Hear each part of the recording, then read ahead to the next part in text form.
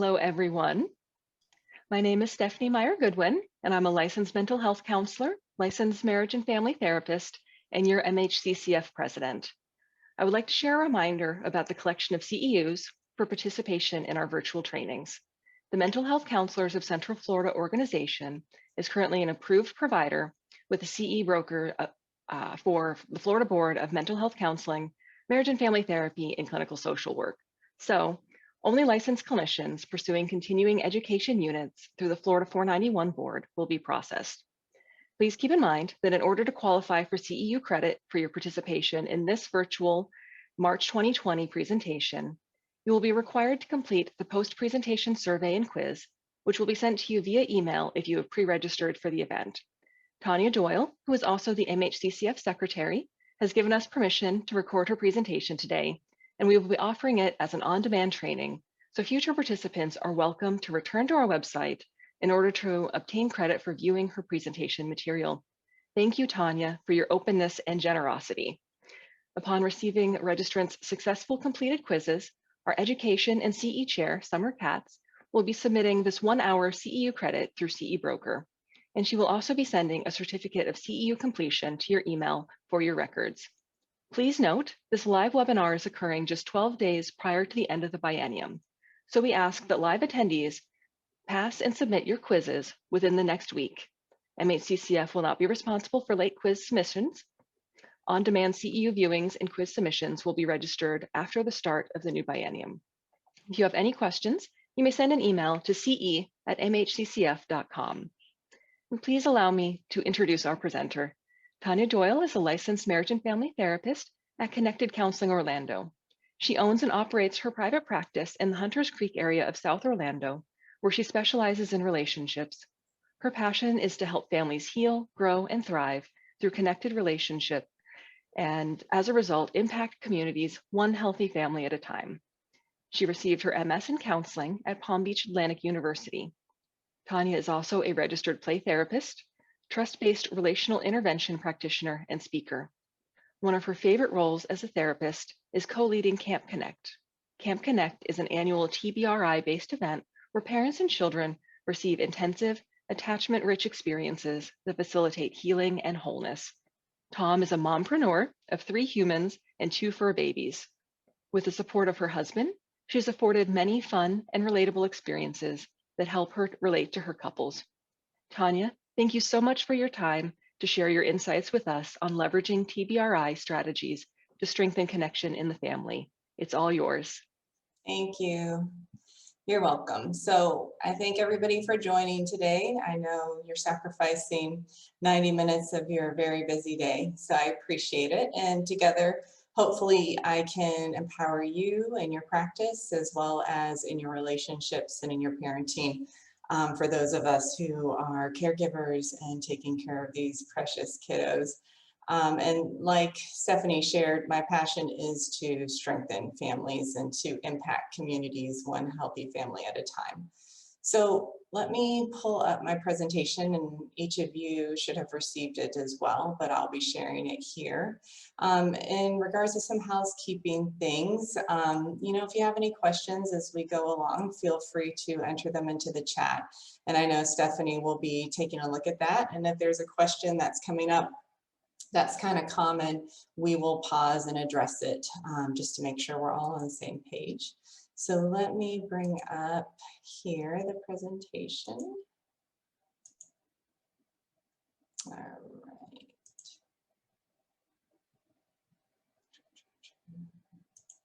All right, so everybody should be able to see the presentation.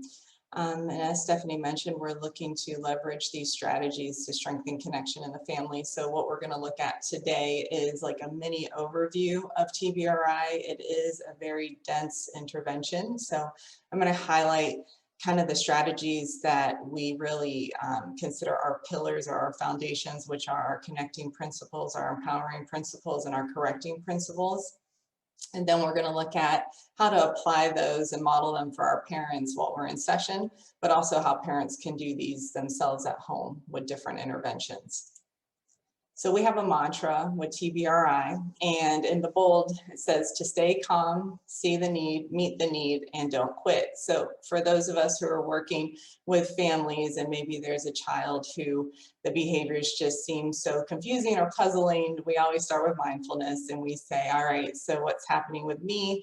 What am I feeling in this moment? Maybe as the clinician, I'm feeling a little inept or maybe not feeling confident in my skills because I've tried every intervention I know to help this child and they don't want to look at me or they don't want to talk during session. So it starts with the person itself in mindfulness, and then we try to see the needs behind the behavior, not just see the behavior as the child, but see the preciousness of the child prior to judging them or seeing the behavior as problematic.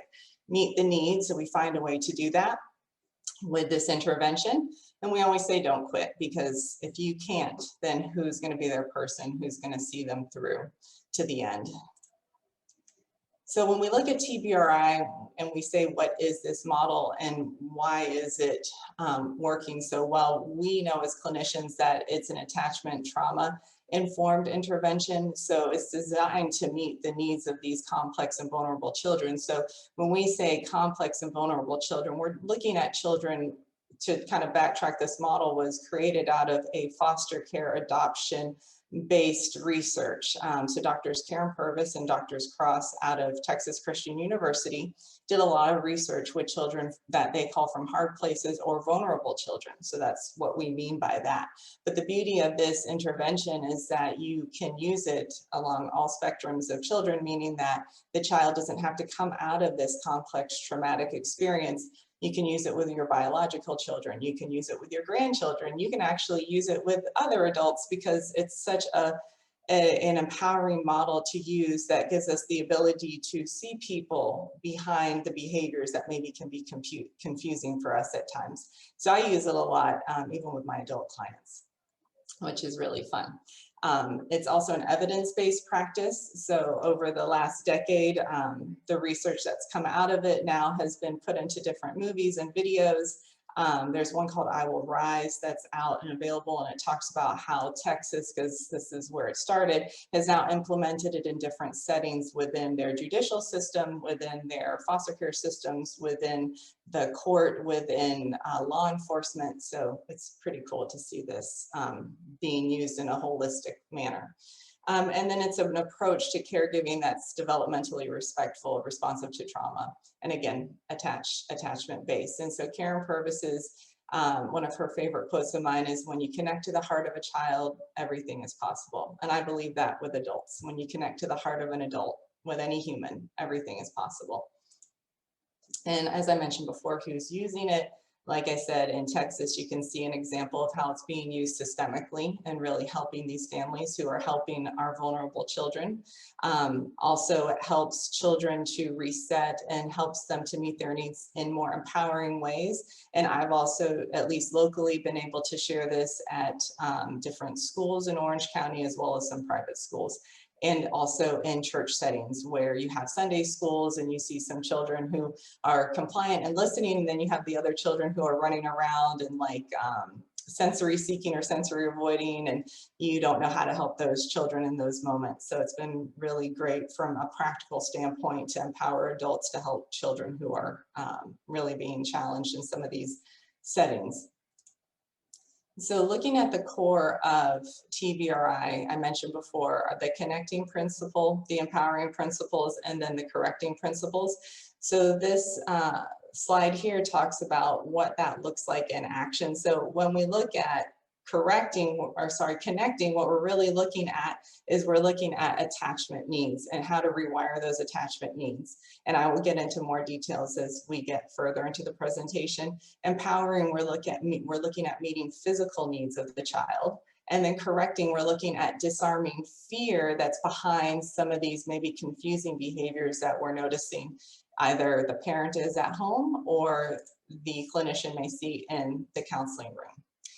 So when we say, where do we begin as clinicians, what I'm primarily looking at, of course, is from a developmental standpoint, what is the history of this child? And some of these children that we work with when they come from a vulnerable place, meaning they're coming through foster or adoption, We don't know some of these pieces of information that really help us understand why the child's brain is wired the way it's wired. Sometimes we don't know about their pregnancy. Sometimes we don't know about their birth. Sometimes we're not aware of what early hospitalization they had. Then you've got the abuse as well that could have happened, maybe for this child, neglect and trauma.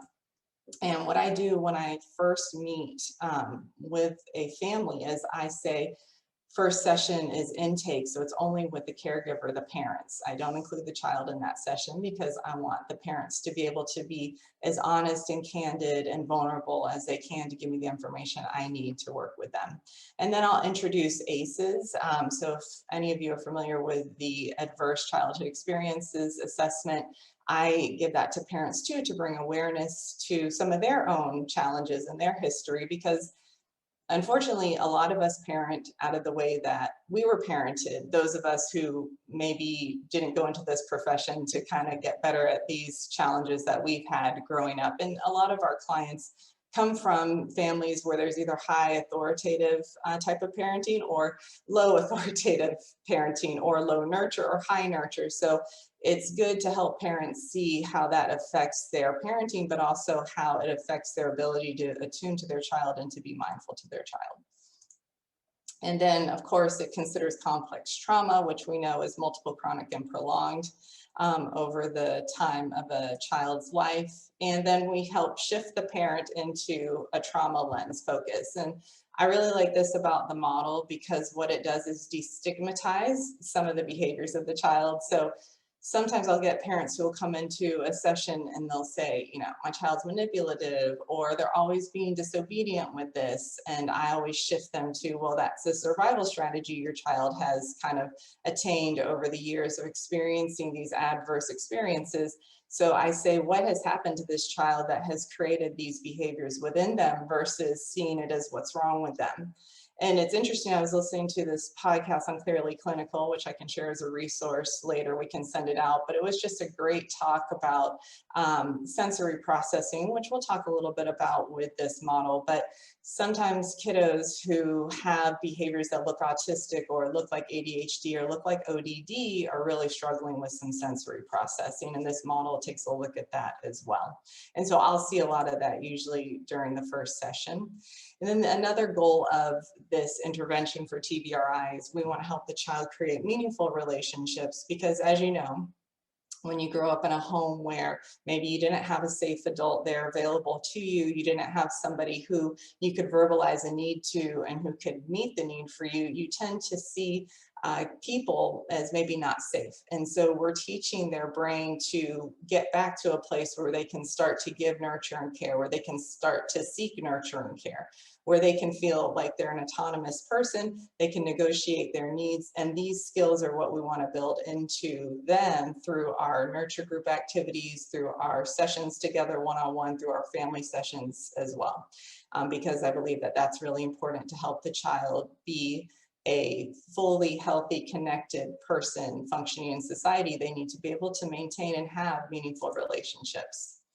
So TBRI really focuses on catching that child up, because we know that over time, that first year of life is when our attachment system is wired. So if we use an example of a child who maybe unfortunately had a parent who was addicted to alcohol or to drugs, and that first year of life, maybe the parent couldn't function, maybe they couldn't meet the crying baby's need, then the baby would cry and soothe themselves to sleep, or maybe the baby would keep crying, anxiously crying, hoping that somebody would come. And then their brain took some attachment information and said, I can't trust the environment, it's not safe, I have to figure out how to take care of myself. And again, this is all happening subconsciously as the baby's there trying to get a need met. The only way they know to get a need met, of course, is through crying, right? They have no words at this stage between 0 and 1 years of age. So this model is looking to create new patterns of attachment through creating safe and dependable and reliable experiences that can help to rewire the brain. And of course, we will look at what those are and how us as clinicians can do that in session and teach our parents to do that at home, which is really important.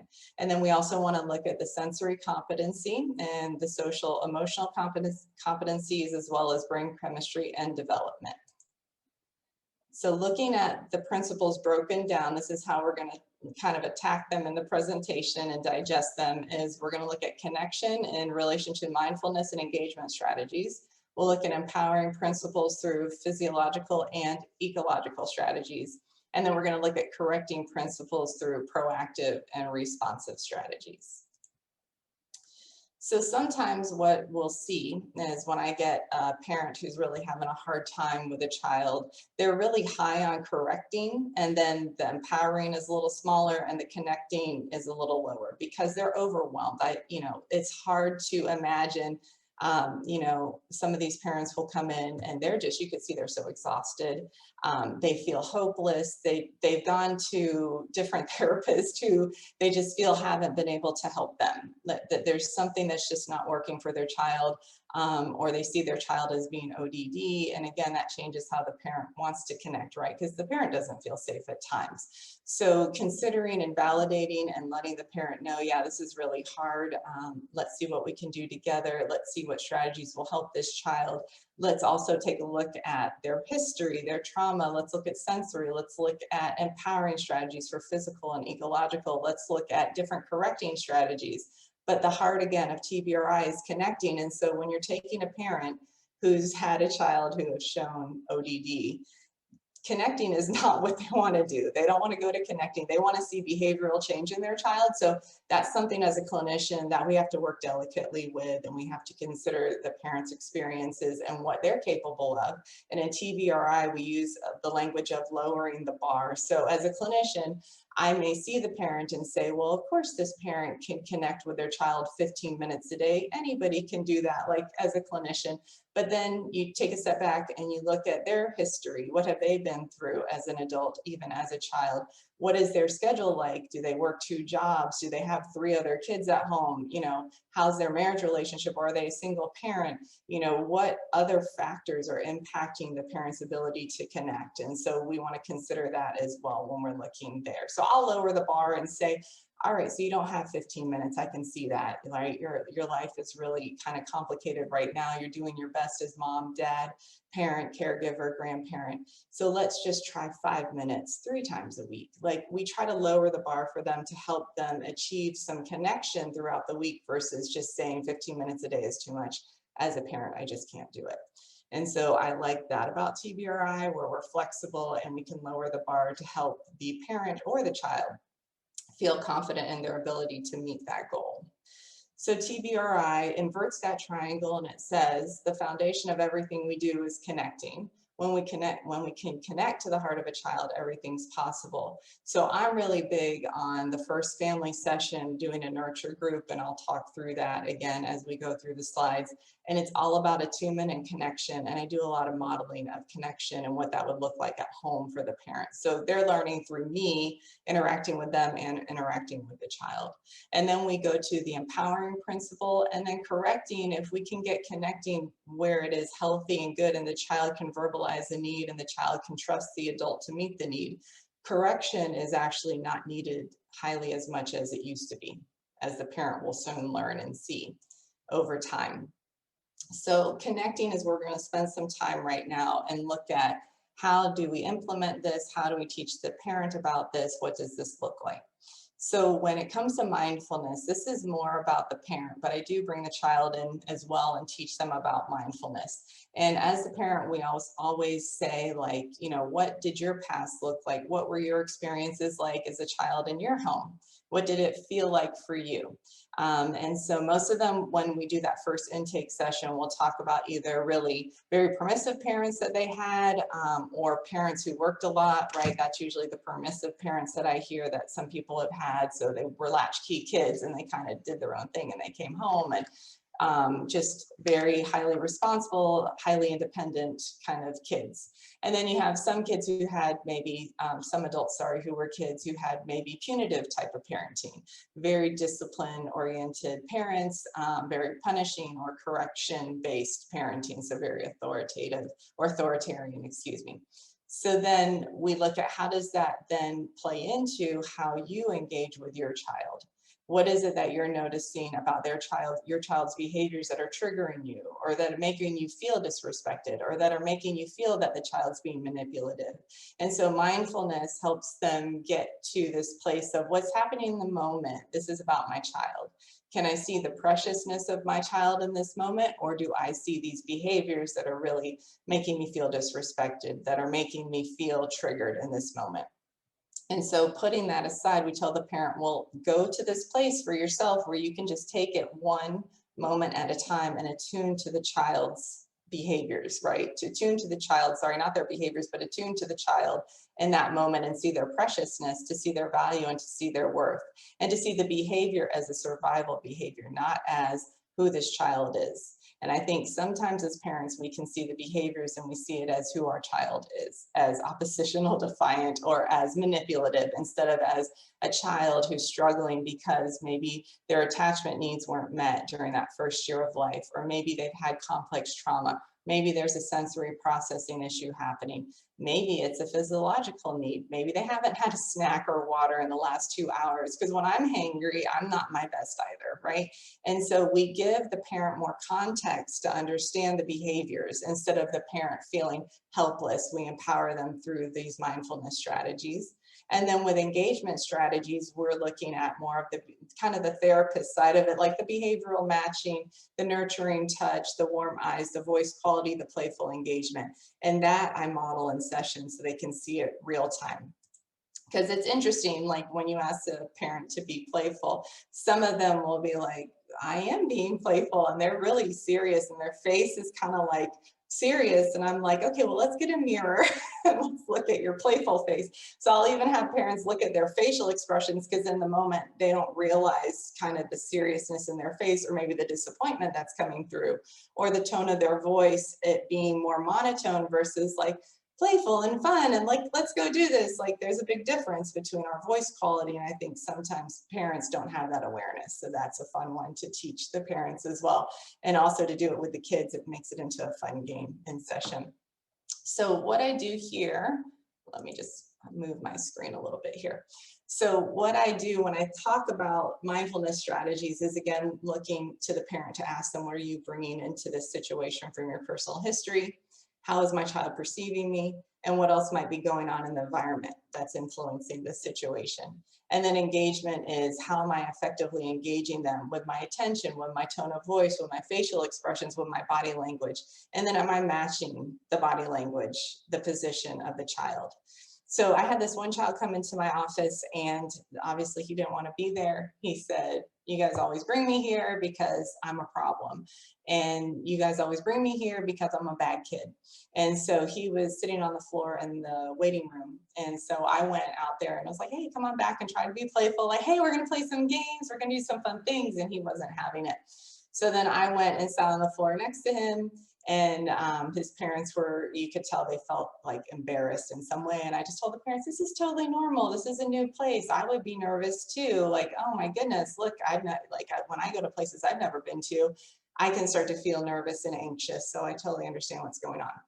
So that helps the parents feel at ease. And then I just sat on the floor with him, and whatever position he would be in, I would mimic the same position. So if he put his head down, I put my head down.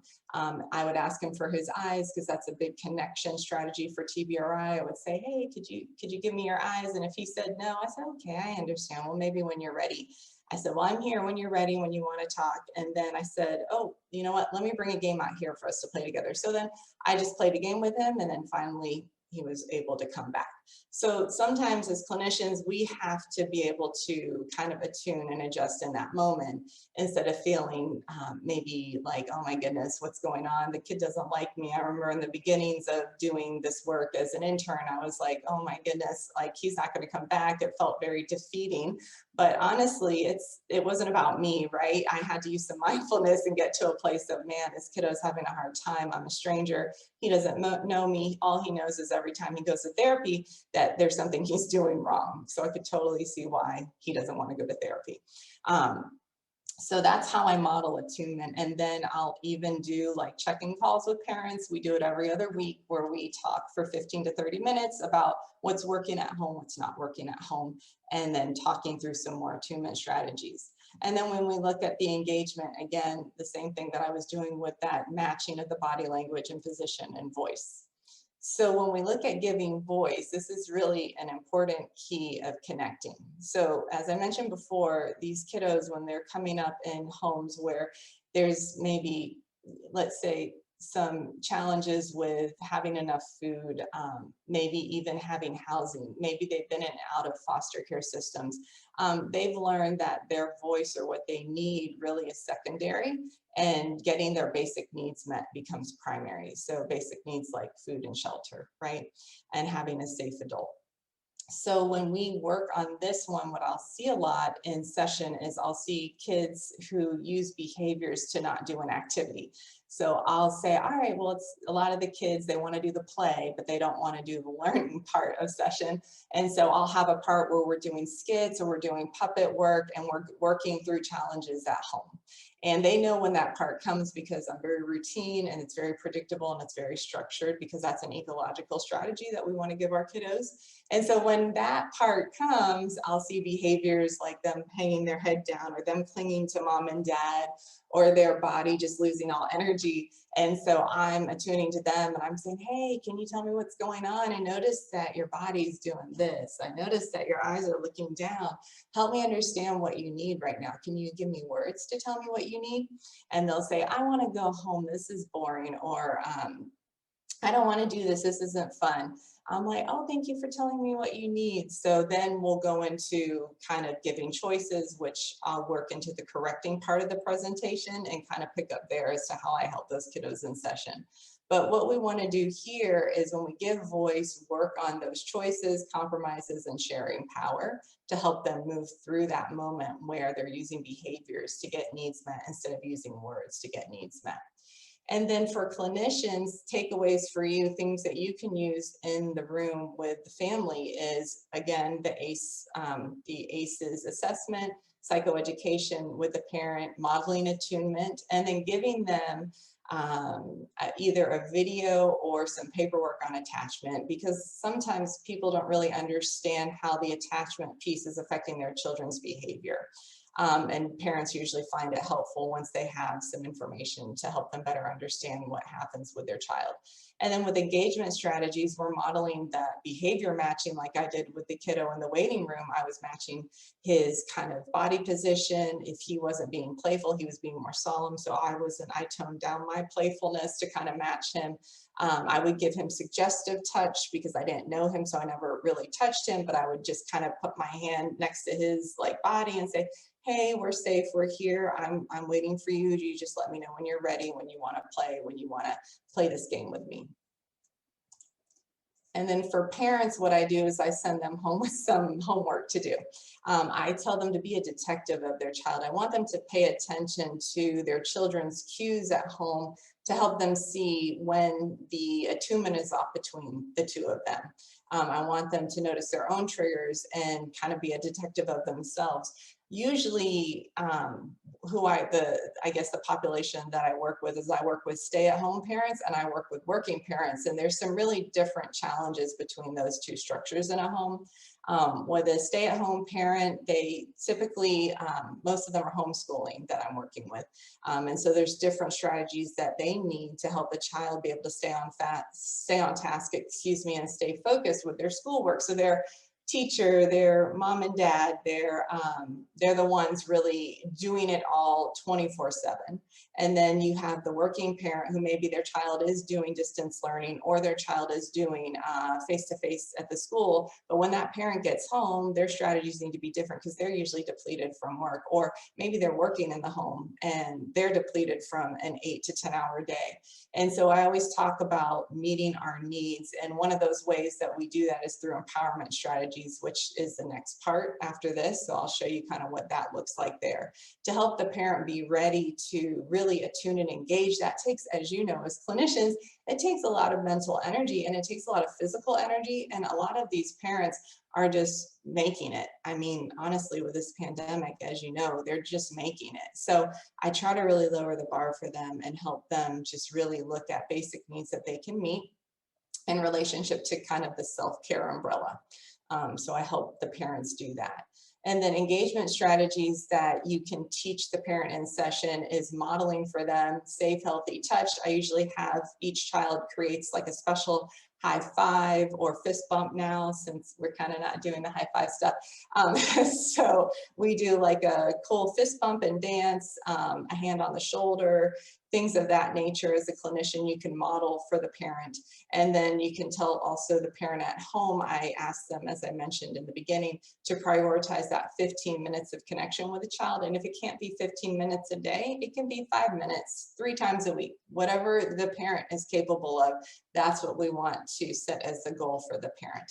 And what I tell the parent is during that 5 to 15 minutes, we really need to let the child lead the play. So the younger the child, usually the child wants to engage in their favorite playtime activity, whether it's Legos, whether it's the dollhouse, whether it's running outside, whether it's going on a walk. Whatever the child wants to do, we let them lead us. And we have 3 rules when we do play. It's to stick together, meaning whatever activity we do, we're doing it together as one unit. Then it is no hurts, so no inside hurts and no outside hurts. And then it's have fun. So if we can stick together, have no hurts, we can definitely have fun together. And so that's the rules that we use in our group time together. And I tell the parents, bring that home. Use those same rules at home because it's really helpful.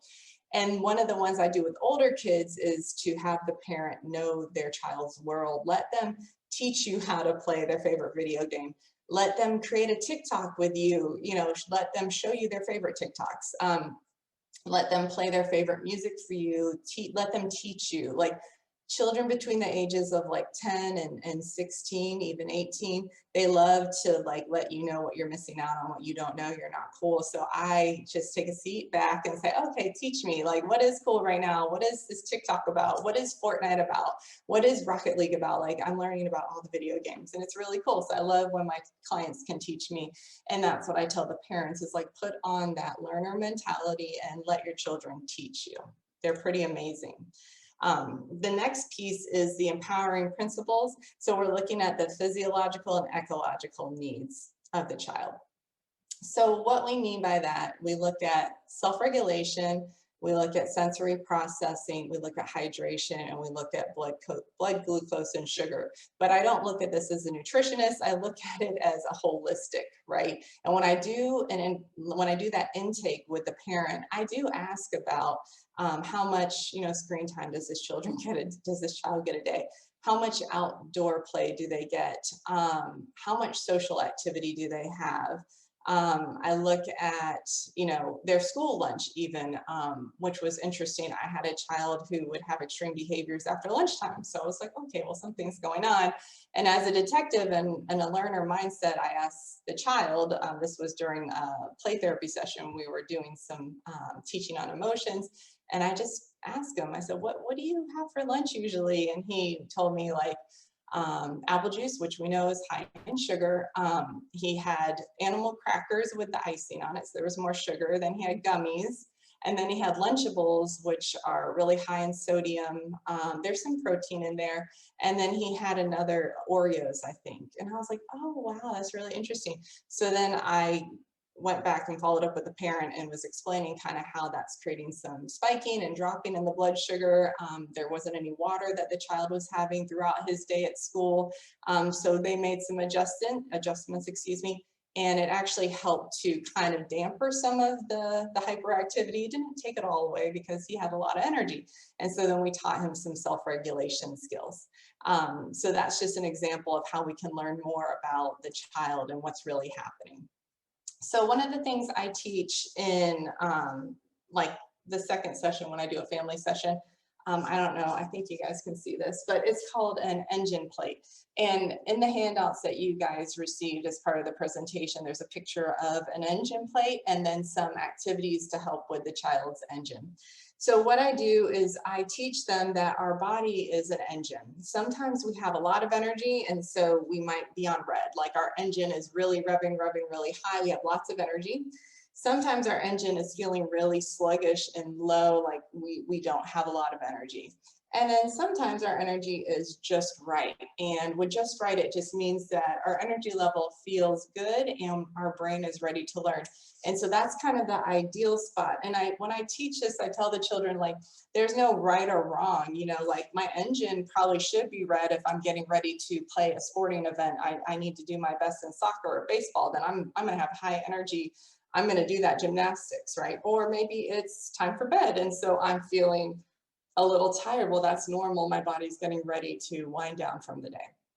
But the important thing is whenever these kind of fluctuations happen in our body, then we have tools to help get our engine back to green. And so this is kind of a check-in activity that we do at the beginning of every session. And then they make one, they take it home, the parent makes one for themselves as well.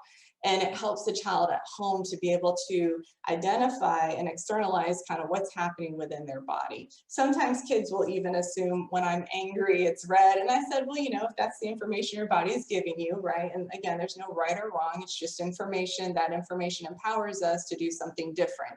And so then what we do in session is, as we're teaching empowerment, I'm teaching them, okay, well, if your body's red, let's practice a red engine activity. So that would be something that's calming to the body. So maybe deep breathing. And on that sheet, there's some suggestions on different activities to do with them in session. We look at pushing against a wall, which engages proprioceptive input, which is basically muscles and tendons within the body getting the input they need for the brain to feel like it feels normal, it feels energized. I'm sorry, not energized, calm.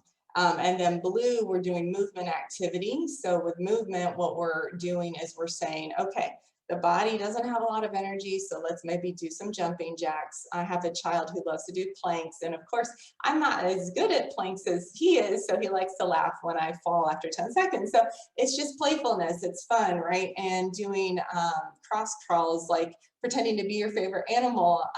We do lots of different movement activities. We do dance parties, right? So I have a speaker in the room, they put on their favorite music and they teach me a really cool dance move. So all of this can be incorporated into session, but see, as you're modeling it, I'm actually, the parent is doing it with me because my sessions include the parents when I do TBRI. And I have the parent do silly dances and fun things, and it teaches the parent as well to kind of loosen up and to feel what it feels like to have fun and be playful with their child, which really helps disarm the fear-based behaviors, those survival strategies. Some other strategies for a blue engine or a red engine would be food or water.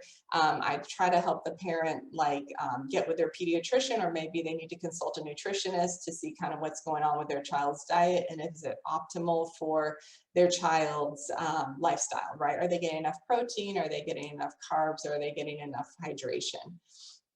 So I'll refer out for that. When it comes to the ecological strategies, we're looking at the environment and is this conducive to optimizing their learning and behavior? Is the environment under or overstimulating? So the empowering principles gets into some of the sensory processing, and I'm sure you guys have heard that term a lot lately, sensory processing disorder. But really what it is the child a sensory seeker or are they a sensory avoider?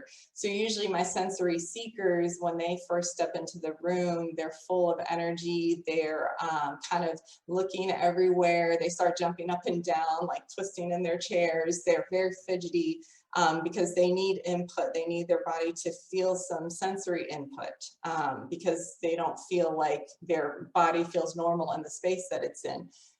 We also have the kiddos who maybe have tag issues, tags in their clothing, they bite their collars on their shirts, they bite pencils at school or marker tops.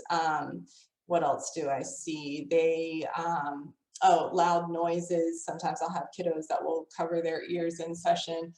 Even the lighting in my office, because fluorescent lighting can be really harsh, I'll turn off like a lot of the fluorescent lighting in the office and I'll put a lamp on to help some of the children. So even in a clinical environment, making sure that it is soothing for the child and not triggering the child.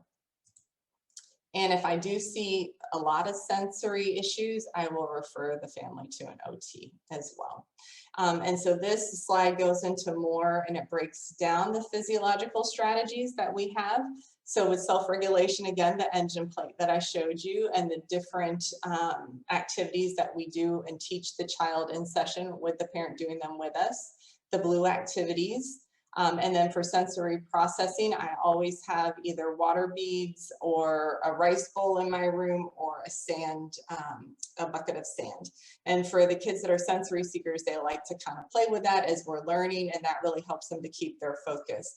Another thing I'll have in my room is a wobble cushion or wobble seat. You can get them on Amazon, and they actually, some schools will allow it if the child has like an IEP plan. And it's just a little kind of cushion that allows them to jiggle and wiggle in their chair, and it helps them stay quiet and seated in class and still focus and pay attention. And it helps in session too. The kiddos like to kind of move around in their seat. And then there's also these bands that you can attach to the desk at school, and the kids can put their feet on it and kind of like move their feet, and they're still quiet in the classroom, but they're getting energy out of their body, which is good. So we're trying to create strategies for success, whether it's in the classroom, whether it's at home, whether it's in a therapy session. This is the empowering piece of TBRI.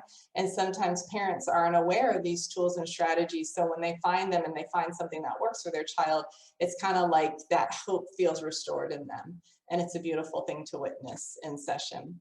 The other thing is water bottles, like and most schools do allow water bottles in the classroom. So this is a good thing, encouraging the child to pick out a favorite water bottle at the store with their parent and decorate it and do fun things and then bring it to school. And then healthy snacks. We want to make sure the child has that at the classroom. And then the other part of empowering for parents is we want the parent to model these strategies. So sometimes you get children who are resistant to doing the check-in at home, even sometimes in the session with me. They'll be like, oh, I don't know. I'm feeling blue, and I can see they're full of energy. And so I'll say, oh, blue, okay. So let's do a blue activity, but then I'll switch it to a red activity to help them out. But at home, sometimes parents will get pushback with this. So I'll tell the parents, well, why don't you just check in with the child and model for them where you're at? You just came home from work. What do you feel? And the parent will say blue. Okay, so tell them, okay, well, I'll check in. You know, mommy's feeling low on energy. I think I'm going to do a dance party. Do you want to join me? Sometimes the kids will join and sometimes they won't. But then we just lower the bar for the child and say, well, what activity do you want to do with me? And then that opens the door to connection and attunement, which is nice. So it doesn't always have to be how we think it should go. We can always flex and lower that bar depending on where our children are at.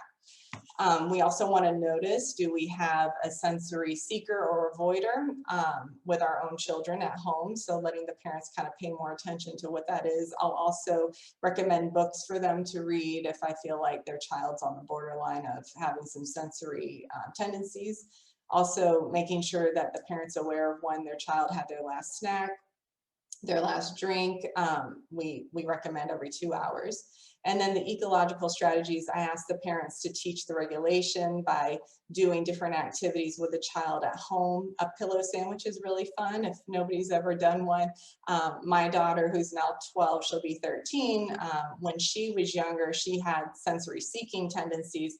And so something she loved to do was a pillow sandwich, which is basically she would go on the couch, I would pile pillows on top of her, and then I would lay on top of her, and she loved that. She thought that was the best thing ever. And that's a sensory activity, which is really fun. We also want to help the child with daily transitions. So school days, here's our schedule. That really helps create kind of consistency. It creates structure, which children thrive off of. When there's a change in schedule, some of our kiddos will have extreme meltdowns. So this is, again, another empowering strategy to have these schedules available for the kiddos. And then scaffolding self-regulation, building it into your day is kind of what that would look like. Helping the parents, I recommend that they check in 3 times a day with the engine plate. Check in the morning when they wake up, check in when they get home from school, and then check in again at night. And then when we do the daily rituals, I always tell parents it's nice if you can create some type of ritual for when you see your child after work. What does that look like? Is it a special hug? Is it a special handshake? Is it a high five? Is it a snack you guys eat together? Whatever it can be, it's just something for you and the child to attune. Bedtime is a nice time to do that. I have a lot of parents who have nice bedtime routines, which are pretty cool. So this is the piece a lot of parents want to like get right into. So I wanted to kind of spend some time here with you guys so you had some strategies to bring into your counseling office, but also to share with parents. So when we look at correcting, we're looking at proactive and responsive strategies. And so we're going to teach them through the playful engagement. That's the proactive side. The responsive side means the behavior has happened and I'm responding to it. So TBRI actually has two different ways. They have the ideal and the levels of response, which kind of complement each other well. So when we look at proactive, we're really asking ourselves in that moment, what does this child need to learn in order to be successful day to day? So when we're teaching these strategies proactively, I tell parents it's usually through a game, usually not right after the behavior happened, because sometimes if you do that with a child, it can bring shame or guilt. They can start to feel like they're bad if you're trying to teach them about it right after it happened. So I like doing proactive strategies through play. I used to do, when they were younger, puppet shows with my kids, and we would act out something that happened from like the day before and then ask him, how could we do it differently? How could we do a redo? That's one of the strategies with TBRI, is teaching the child that mistakes are okay, they happen, and all of us need an opportunity to redo that in a different way. So we're teaching the child the behaviors that we want them to repeat when we do a redo, which is really, really helpful. We're also teaching during calm, alert, and teachable moments. We don't want to teach them when their engine's red, and we don't want to teach them when their engine's blue. So as parents, we have to pay attention, and as clinicians, to the child's engine. Where's their energy level at? Are they alert and calm and teachable, or are they not in a place to learn? And then how can I use the playfulness and nurturing activities to teach these to my child? And then the responsive strategies, you're looking more at, what is this behavior really saying? What does the child really need? And then we're going to ask ourselves, what level of response are we needing, and what is the ideal response strategy in that moment? And really, it's all about helping the child get back on track. So for example, if a child, one of the common ones that I hear is children not wanting to get off of the electronics, right? And so I have parents that will say, okay, I gave them the 5-minute warning. I said, hey buddy, 5 more minutes and you have to get off of your iPad or your gaming system. And they come back and they're like, oh, 2 more minutes, buddy. And the child's like, yeah, mom. And then 1 more minute, buddy. Yeah, mom. Oh, buddy, your time's up. And it's like a total meltdown. So we need ways to help the child get back on track, to get their engine back to green. And so that's what we're going to look at in this section. So we're looking at the goal of connection, me and the child coming back into connection. We're looking at contentedness in the child, change behavior, and creating felt safety within the correction. So felt safety is a term that we use a lot in TBRI, and the way I describe it is the child feels safe, but there's not really like, okay, when the child has this, this, and this, we're achieving safety. Like, yes, we want to teach the parents what the child needs. That's what TBRI is doing. It's saying we have to address these complex needs of this vulnerable child, and that's how we're going to create this felt safety. But when a child feels it, that's when we know that the safety has occurred. And usually when we know that the child has felt it is through the changed behaviors that are happening. The child's able to trust the adult. The child's able to verbalize needs. The child's able to trust the adult to meet the need. The child's able to give care and receive care. Like, that's when we know we're at that felt safety piece. I kind of show this to parents, the authoritative caregiving, because I want the parents to know kind of what our goal is and where we kind of want to be when it comes to parenting. We want to be in that high nurture, high structure place, which is authoritative. So the proactive strategies we're going to learn now are choices, compromises, and sharing power. So with choices, we're offering appropriate control. And sometimes parents can feel a little bit they get confused with sharing power with their child. Some parents come from a background where the child is just to be seen and not heard. It's just a cultural thing. And so this kind of is hard sometimes culturally. So I do take that into consideration. I do try to honor the parent's experience, but also help the child in this moment of achieving felt safety. And I've worked with different cultures, from Indian to Asian to African American to Caribbean. And so There is a lot of flexibility in this, and parents are able to actually adapt to this. It just takes them a little while to see and to get their buy-in. So just be patient would be my advice there with the parents. And don't overstep or make them feel bad about their cultural values, as I know you guys don't, because you're excellent clinicians. So with this, what we're looking to do is we're looking to say, hey, you know, with your child, there is appropriate empowerment and strategies that we can use to give and share power with the child.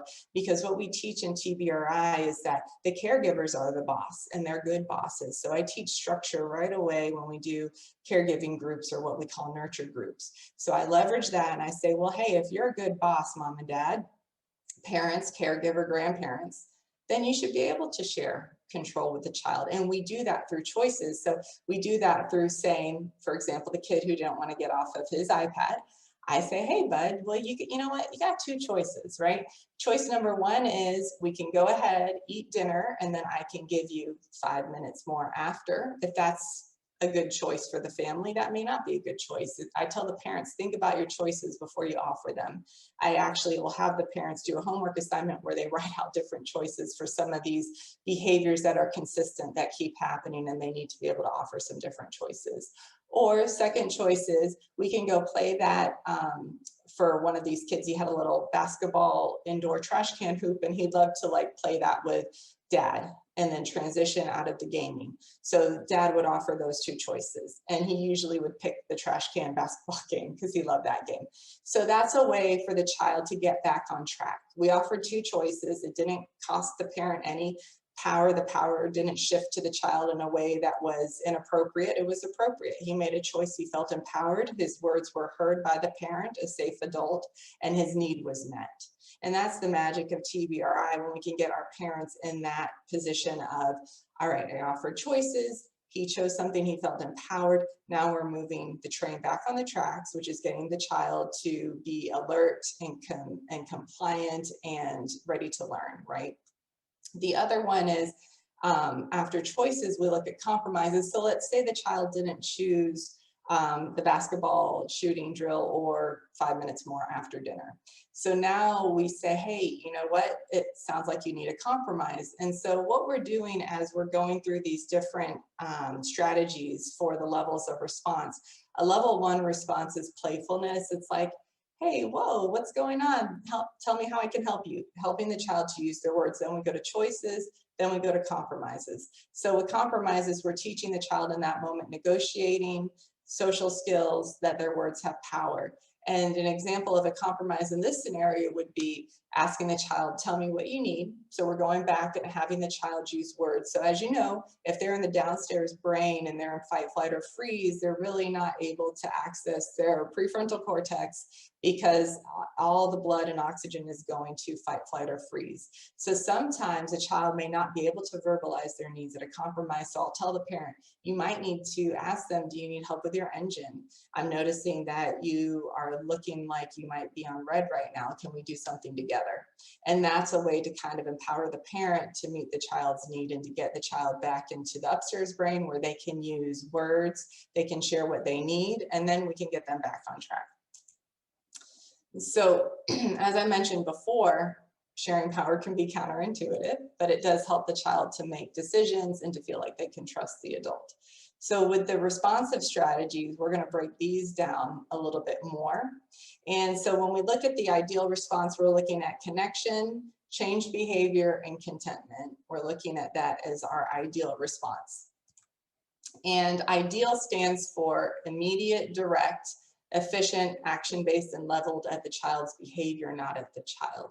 And so sometimes what that will look like when a parent has in the past tried to respond in an ideal way is that one of the little, I guess, metaphors that Dr. Karen Purvis used to use is sometimes parents will take an elephant gun to a mosquito, meaning like they're taking this big punishment for this behavior that maybe doesn't quite fit that big of a punishment or big of a correction. So we always want to make sure that the correction is appropriate and leveled at the behavior, not at the child. So the playful engagement is going to be our level 1. And what we're going to say is kind of that playful tone. And I always have parents work on their playful tone because sometimes they think they're being playful, but it just sounds monotone. It doesn't really sound playful. And so I do a lot of this modeling in the session with the parent and child. So I will get down on a knee and I will give the child direct eye contact, and I'll maybe touch their shoulder and be like, hey, let's try that again with respect. Or, hey, are you asking or telling? Because I'll get a lot of kids who will be like, I don't want to do that. That's stupid. I don't like that. Oh, are we asking or telling? Let's do a redo. Let's try that again with respect. And so I will ask them for the correct behavior and give them an opportunity to redo it to build that confidence in themselves, but also to create that new neural pathway that says, oh, I actually am capable of making a mistake and then redoing it and fixing it, which is a great strategy. These are some playful words that Karen Purvis will say, but I tell parents, make your own script, make it playful, you know, make your own little kind of fun, playful engagement kind of phrases. Level 2 is structured engagement. We're looking at, excuse me, we're looking at giving choices. We're looking at helping them do a redo. And that's kind of what I was talking about earlier with the choices. And the goal is always to return to playful engagement. Once we say the behavior is done, once the child has done the behavior, we've done a redo, it's in the past. We don't go over it and kind of remind them, oh, remember, buddy, you didn't choose a choice last time, so we had this consequence. Actually, we don't do that in this model. We just praise them for the redo and we praise them for the correct behavior. And we're all about character praise and doing that a lot with our children. Level 3 is the calming engagement. So this is what I was saying when you're noticing that your child is having a hard time and maybe their engine is maybe going a little to the red or maybe a little to the blue. Then I try to see, do you need like a time in with me? Do you want to do a calming strategy with me? Do you want to just read this book? Do you want to cuddle your favorite pillow or your favorite little stuffy? I tell the parent to get creative. You know what your child needs to soothe. So try to engage with that calming engagement. Then for adolescents, it might be a little different. Maybe they need quiet time. Maybe they need to go to their room and listen to their music. You can always offer to join them, but if they want their own space, that's totally fine too. And then if the redo is possible after, great. And if it's not, it's okay. We just keep moving forward. And maybe as the adult, as the parent, you say, okay, maybe I can teach that when they're a more calm, alert, content kind of place. Maybe when their engine is green, we can revisit that tomorrow. And then again, returning to playful engagement.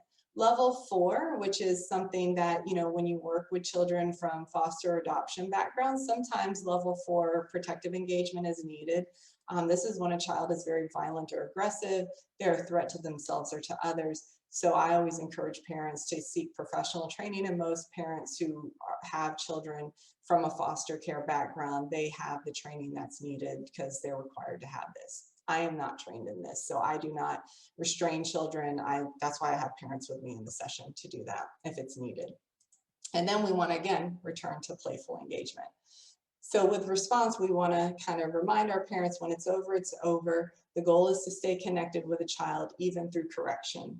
It's always about connection through that because we're mentoring for them. We're teaching them what it looks like to still love them even when they're at their worst. And everybody needs to know that they're lovable even at their worst. And so that's where we're doing a lot of that work neurologically with the child, is through those safe interactions with you as the caregiver, but also as the clinician, because as you know, in your session, the child can melt down. As the clinician, are you there kind of supporting them? Are you modeling that mindfulness? Are you helping them through connected behaviors and attunement to work through their behaviors that are really rooted in survival strategies? So the correcting strategies for parents, the ones that I like to kind of teach them, are the proactive. And so I tell them while you're playing, you can role play past challenges, praise and affirm the behaviors that are what you want to see, the behaviors that are connecting, and the behaviors that are empowering for the child. We always also, for the parents, I'm telling them, please be mindful of your facial expressions and your tone of voice. And always, always, always, I tell the parents, if everything fails, like you try to do with these levels of engagement, you're trying to, you know, help the child get back on the train tracks, just go back to playful engagement. If you fail in everything else, just go back to playful engagement. The child, if they're being playful, then it disarms fear and you'll be able to connect and attune with your child. And then again, we review the responsive strategies, which are ideal, and levels. So for correcting interventions for clinicians, things you can do things that you can do in your room with the client and their family is redos, compromises, and choices. And I do that through skits or through kind of like a family little show. They do their own skit. And then I teach them through the skit, when we can be silly and playful, a challenging issue that's from home. And then responsive strategies, I send them TBRI videos that are accessible on YouTube. I send them workbooks, or sorry, not workbooks. We create a workbook, which I give them a folder, and they can put any strategies in there that they're learning in session. So before I close, just, for you guys, just think about what's one thing that you could share with somebody maybe by the weekend or by Monday, and what's one of these tools that you can start beginning to implement like right away in session, maybe on Monday. Just something to think about, something to take away so that your hour investment, it does not go to waste. And then here are some resources as well that I listed here that are really helpful for parents when they're having a hard time, and some more resources there. But that is the end of the presentation. And I know we're like right at time, so I'm not sure, Stephanie. Yeah. And I'll go ahead and navigate those questions. So, so the first I'll start with, what games do you play? You were talking a bit about like the rapport building phase. I think it was really before the engaging phase, but yeah. Rosario or Dia, I was just curious. Yeah, so one of my go-to games is a balloon game. It's really fun. So cheap, take a balloon, blow it up. And what we do is we play for like 5 minutes, name the body part that we have to use to hit the balloon with. So I get the parents and the kids, siblings join too. And the kids like starting off with their head because they think it's fun. So you'll only hit it with your head. And so then if you go to get the balloon as it's in the air, and of course the goal is not to let the balloon fall to the ground. They'll change the body part to finger, fist, elbow, stomach, chest, butt. It's hilarious. So like you can make it very fun. So that's one of the games that we'll do. They love doing the balloon game. You can take a beach ball, do the same thing, blow up a little dollar store beach ball item. Other games like Operation is fun. So I have a Baby Yoda Operation game that the kids love because Baby Yoda's hot right now. So we gotta use some fun things. So just like Operation, just funny, silly little games, but make sure they're just playful and fun. I don't do strategy games when I'm trying to have fun with them. So it's more like moving your body, playfulness. Simon Says, they love Simon Says. Even teenagers, honestly, it seems like they're not going to like it, but if you let them be the leader for Simon Says and see their parents do what they do, they like it. So there was another question. Was the biter of pencils a sensory avoider? He was a seeker. So a seeker wants the input. They want to feel. The avoider, it's too much sensory. So they're gonna stay, they don't like to be hugged or touched. Like the parents will say, they're not a hugger. Touching, when I touch them on their back, they're like, they get really like anxious. So that's the difference. That's kind of the first things I'll pick up on. If I see a child rolling on the floor, sensory seeker, spinning, a sensory seeker, and then I'll have the parent pay more attention to that at home. All right, 2 more questions. What books would you recommend parents read for their kids struggling with sensory activity? So the Out of Sync Child, and she actually, the same author has 3 other books. So what I like about her books is that you don't have to read the whole thing. You can go to a certain part where you're struggling or the parent is struggling, right? And they can look up some ideas that will help their child. So that's what makes those books, they're very easy to apply. So the Out of Sync series is really great. Okay. And then how can, it was really the last section of your presentation, how can, I assume TBRI be modified for group homes where there's no contact with the parents?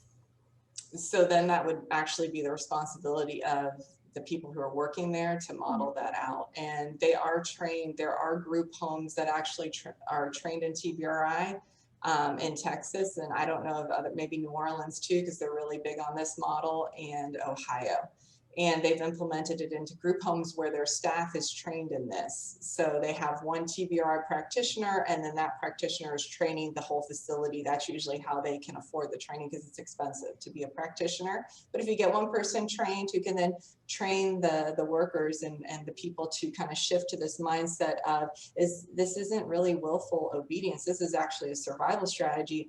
And when people can see the behavior that way, instead of seeing it as willful disobedience, it actually shifts and change how we connect to that child. So it is very empowering. Wonderful. I think that's all the questions. And then Trishanda, if you're ready, I will leave it to you to wrap us up.